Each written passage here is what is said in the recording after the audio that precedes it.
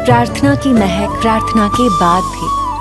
आपको इस तरह की कोई चुनौती लगती है जब कांग्रेस अपने घोषणा पत्र में रोज़गार को लेके, मिनिमम गारंटी को लेके बात करती है और आंकड़े फिर सरकार के सामने प्रस्तुत किए जाते हैं या प्रकरण प्रस्तुत किए जाते हैं, जैसे बोले कि साहब अगर यहाँ इतने रोज़गार हैं तो इजराइल में वर्कर क्यों भेजने पड़ रहे हैं, से अलग अलग उदाहरण चुने देखिए, जाते हैं। हमारे पास जो क्षमताएं हैं, जिसको हम कहते हैं कि ह्यूमन कैपिटल जो है हमारे यहाँ, वो ह्यूमन कैपिटल हमारे पास बहुत अच्छे और सक्षम लोग हैं।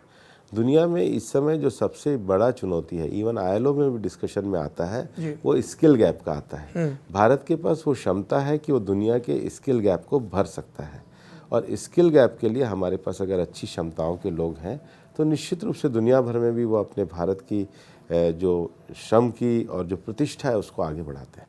आप आईएलओ का जिक्र कर रहे हैं। 26 मार्च को आईएलओ की रिपोर्ट आती है, इंडिया एम्प्लॉयमेंट रिपोर्ट 2024। भारत के बेरोज़गारों में 83% युवा हैं। पढ़े लिखे बेरोज़गारों की संख्या साल 2000 के मुकाबले दोगुनी हो गई है। क्या कहेंगे मंत्री जी? हमारे जो पीएलएफ आंकड़े हैं, हमारा जो ईपीएफओ का रजिस्ट्रेशन है, हमारा जो ईएसआईसी का रजिस्ट्रेशन है, हमारा जो संगठित उद्योगों का रजिस्ट्रेशन है, वो पूरी तरीके से इसको दर्शा रहा है कि भारत में रोज़गार के अवसर बढ़े हैं। बल्कि हम लेबर ब्यूरो के हिसाब से एक एरिया बेस्ड सर्वे भी हम प्रकाशित करते हैं। आईएलओ की रिपोर्ट के जो मानक होते हैं उस पर हम लगातार सारे विषयों को उनके सामने रखते हैं। तो आप आईएलओ की रिपोर्ट से सहमत नहीं? नहीं, उसमें कुछ विषयों के अभी हमने पूरा उधर ये कहा है कि दुनिया के जो पश्चिम के सिद्धांत के हिसाब से जो तैयार करे हुए मानक हैं, उस पर एक नए तरीके से चीज़ों का विश्लेषण होना चाहिए, और उसको हमने पूरी तरीके से फोरम पे रखा है। रोज़गार की बात हो रही है, लोग कहते हैं केंद्र सरकार अपने ही रिक्त पद भर दे तो रोज़गार लगातार चल रहे हैं जी। हर महीने रोजगार मेला हो रहा है, हर महीने पिछले 1 साल से लगातार हुआ है। 1 लाख हर महीने रोजगार गए हैं। आप कह रहे हैं हर महीने रोजगार गए हैं? हाँ, आपकी सरकार के बारे में आरटीआई के हवाले से रिपोर्ट छपी हैं कि अलग अलग विभागों में अभी भी 9 लाख से ज़्यादा रिक्तियां बाकी हैं। जितनी रिक्तियां की गई हैं वो पिछले सालों में सर्वाधिक हैं। जो रिक्तियां बाकी हैं वो भी हो रही है। क्या सरकार डाउनसाइज कर रही है और इसको एडमिट नहीं करना चाह रही क्योंकि ये नहीं, ये पॉपुलर पॉलिटिक्स में फिट नहीं बैठेगा? एकदम नहीं है। इतना ज्यादा रोजगार को लोग लेकर तो प्राइवेट में डाउनसाइज कर रहे हैं, एआई आ रहा है, नए सिरे से रिस्ट्रक्चरिंग कर रहे हैं। अगर ऐसा होता तो ईपीएफओ के आंकड़े बता रहे, रजिस्ट्रेशन बढ़ रहा है ईपीएफओ में। चीजें आने से कोई एकदम खत्म नहीं होता है। संगठित क्षेत्र बढ़ रहा है दोनों क्षेत्रों में जी। और हर महीने रोजगार मेला हो रहा है।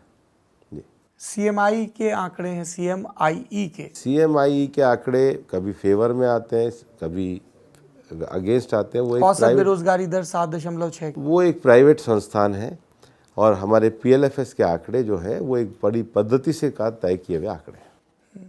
और इसीलिए लोग कहते हैं कि सरकार को जो आंकड़े सूट नहीं करते हैं उनको नकार देते हैं। बिल्कुल नहीं है। आप तय मान करके चलिए कि इस समय भारत में जो रोजगार के आंकड़े हैं वो काफ़ी ज़्यादा आशाजनक हुए हैं, और इसको तो अब सारी इंटरनेशनल एजेंसी भी मानने लगी है।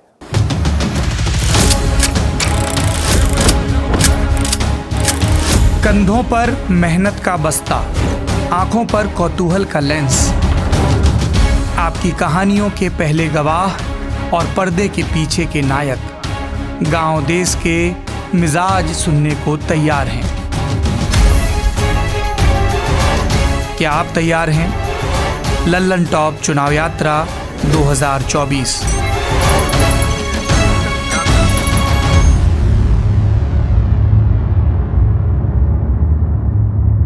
Powered by Mangaldeep.